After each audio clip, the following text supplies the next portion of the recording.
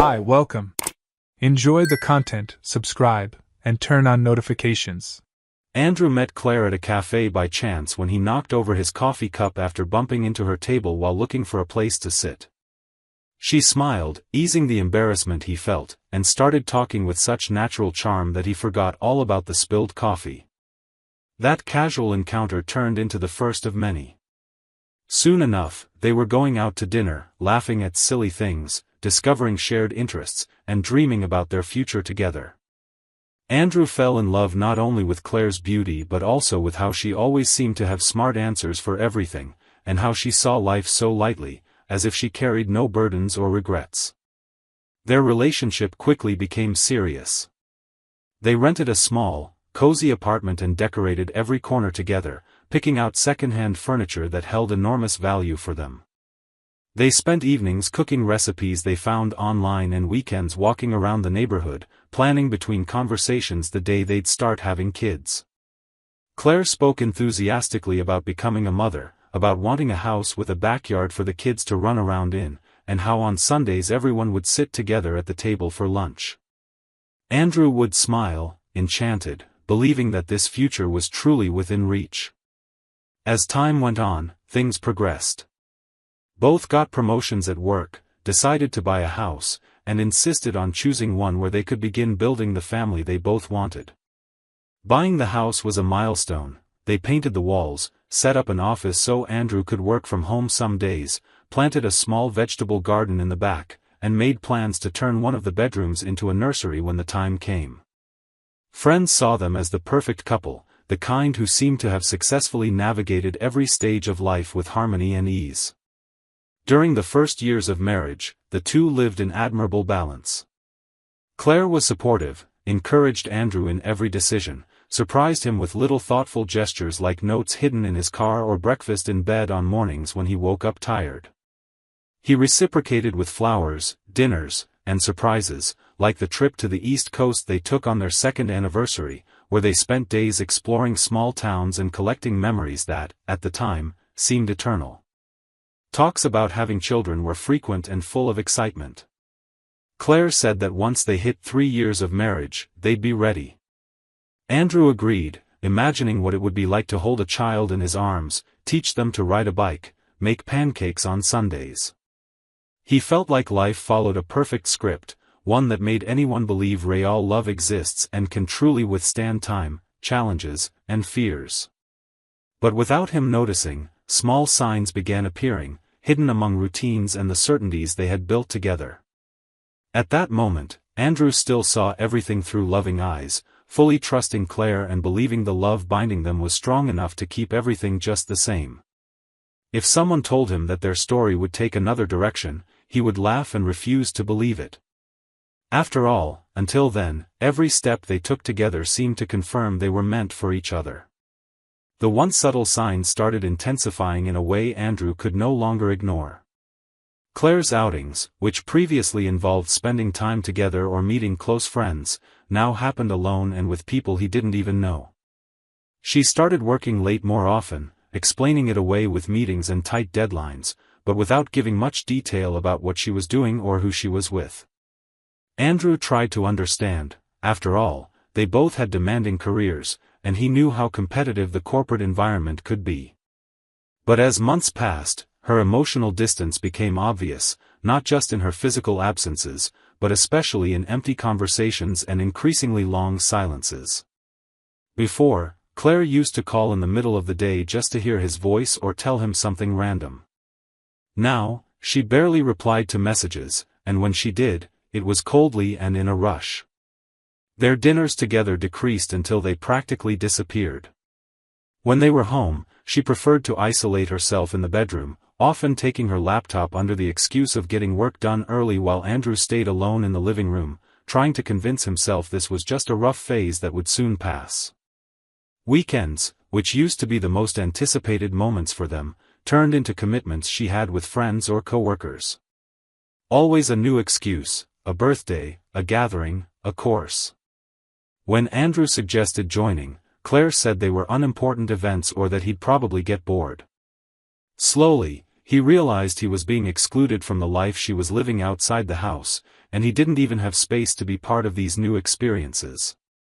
In one attempt to recover the bond that seemed to be slipping away, Andrew prepared a special dinner, cooked her favorite dish, played music they both liked, and waited.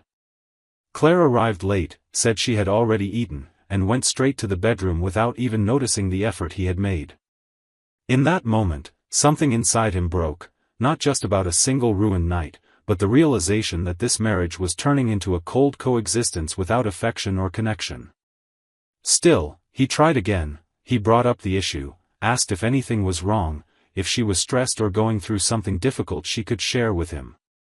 Claire always answered vaguely, saying everything was fine, that she was just exhausted from work, and that he should stop making problems where none existed. In some conversations, she flipped the script, claiming he was the one suffocating her and asking too much, as if the fault was always his. Faced with her refusal to talk openly, Andrew suggested couples therapy.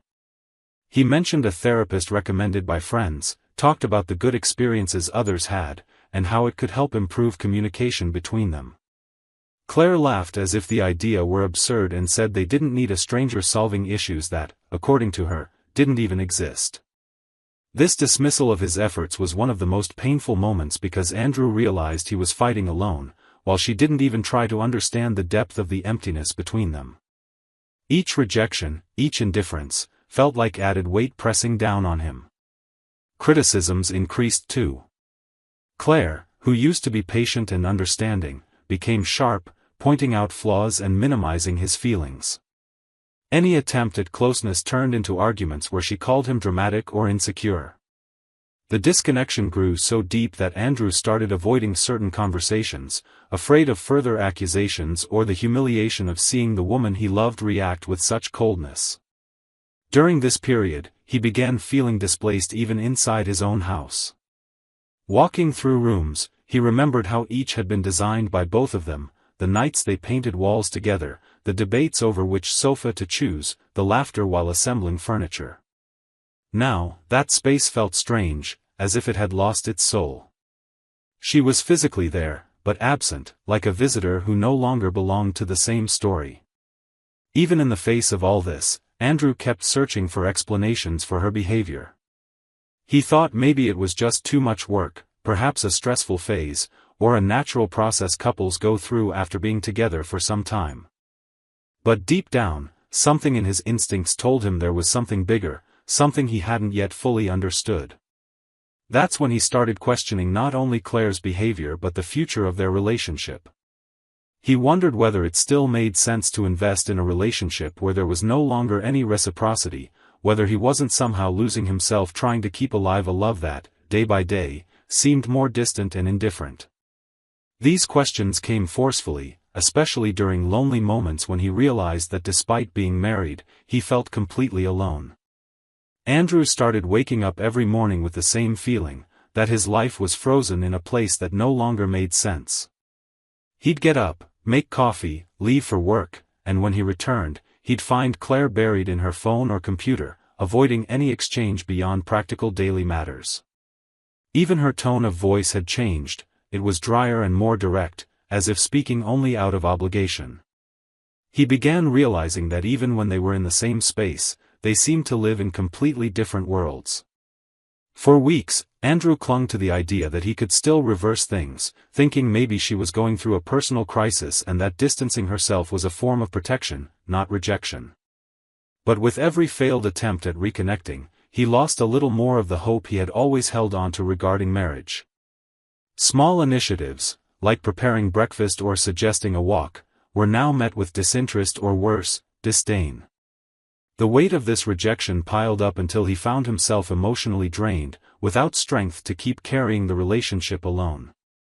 It was then that, on an ordinary night while washing dishes after dinner, without even sharing the meal with Claire, he looked at the ring on his left hand and felt like that object, which once symbolized a promise of eternal love, was now just a daily reminder of how alone he truly was. The idea of separation, once unthinkable, started gaining space in his mind almost naturally, as if it were the only possible way to preserve the little dignity he had left. In the following days, he reflected more on this possibility. He thought about what life would be like away from that house, away from her, and with every thought he realized that more than fear, he felt relief. The idea of starting over began to feel less scary and more freeing. So silently, he started preparing.